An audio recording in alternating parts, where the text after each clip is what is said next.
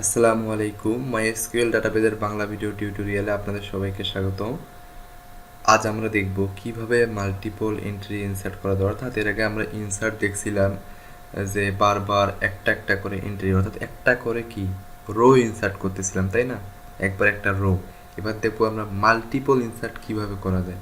আসলে আমরা এর আগে যে আমাদের টেবিলটা ক্রিয়েট করছিলাম এবং ইনসার্ট করেছিলাম, তো যদি আমরা দেখার চেষ্টা করি, তো দেখবেন আপনারা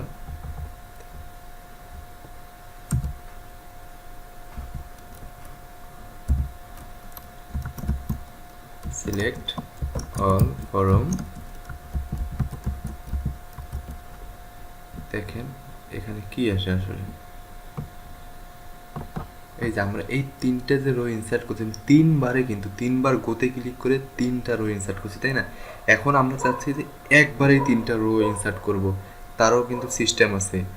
তো আমরা আজকে দেখবো সেটাই কিভাবে একাধিক রো আমরা ইনসার্ট করতে পারি। তো এগুলো কিন্তু রো একটা করে রো, তাই না? আর একটা রো একটা হচ্ছে কি এন্ট্রি। অর্থাৎ দেখেন এই রোর মধ্যে কিন্তু শুধু আমারই ইনফরমেশন, আসিফ 26 সিএসসি ডিপার্টমেন্ট এ।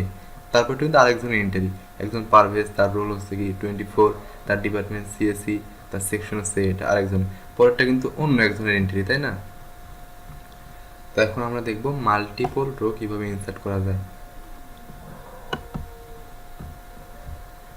তো এখন আমরা সেই কমান্ড লিখব। তো আমাদের রো ইনসার্ট করার কমান্ড কি? ইনসার্ট ইনটু, টেবিলের নাম দিতে হয় এবং তারপর কি কলাম দিতে হয়। এখান পর্যন্ত ঠিক আছে। নেম, রোল, ডিপার্টমেন্ট, সেকশন, ওকে। এরপর দিতে আমরা কি জানি ভ্যালুজ, তাই না? এই ভ্যালুজের পরেই একটু কাহিনী আছে। কাহিনীটা হচ্ছে কি, দেখেন এই যে আমি ইন্টার দিলাম, এটা কোনো ফ্যাক্ট না, আপনি এখানে লাগাই দিল, এই যে এইখানে যদি কাজ করেন তা হয়তো। আমি ইন্টারতে আসলে এদিক নেওয়ার আমার কারণ হচ্ছে কি, আমি জিনিসটা যেন সুন্দর দেখা যায়, এই জন্য। এমন নাই যে আমি যেন এখানে একটা স্পেস, আপনি যদি অনেকগুলো স্পেস দেন ওটা কোনো মিনিং নাই।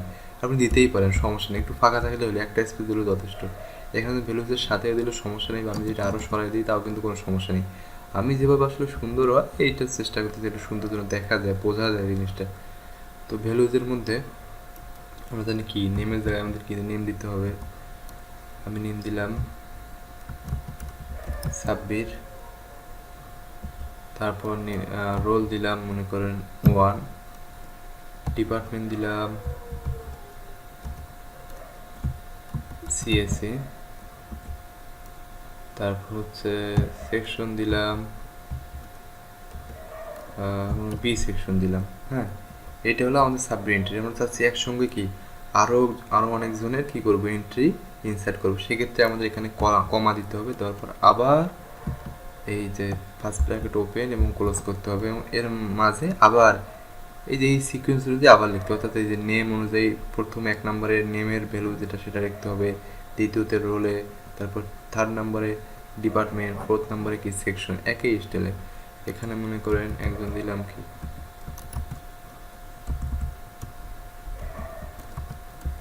সাইফুল, এবং রোল দিলাম 2,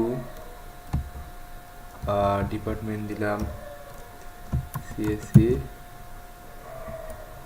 এবং সেকশন এ। ওকে, আমি চাচ্ছি আরও একজনের এন্ট্রি ইনসার্ট করবো, তো আবার কি করা লাগবে, সেম কাজ। দেখেন I did রোল হচ্ছে 6, ডিপার্টমেন্ট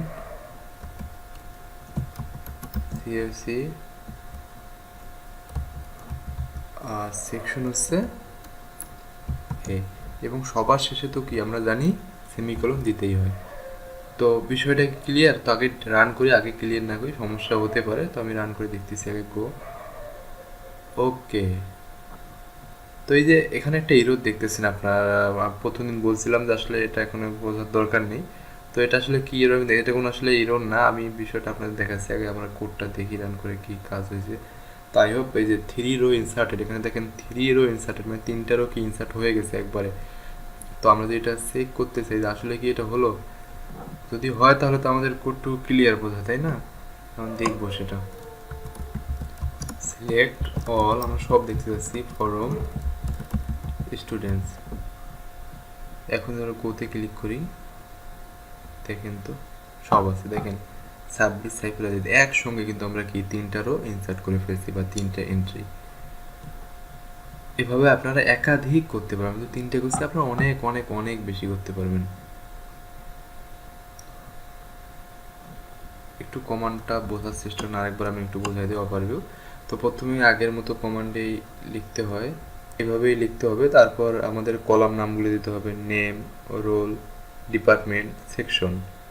তারপর কি ভ্যালুস দিয়া নেমের করসপন্ডিং নেম ও roll 1, department CSC, section B, ওভাবে আবার এই অনুযায়ী বাকিগুলো।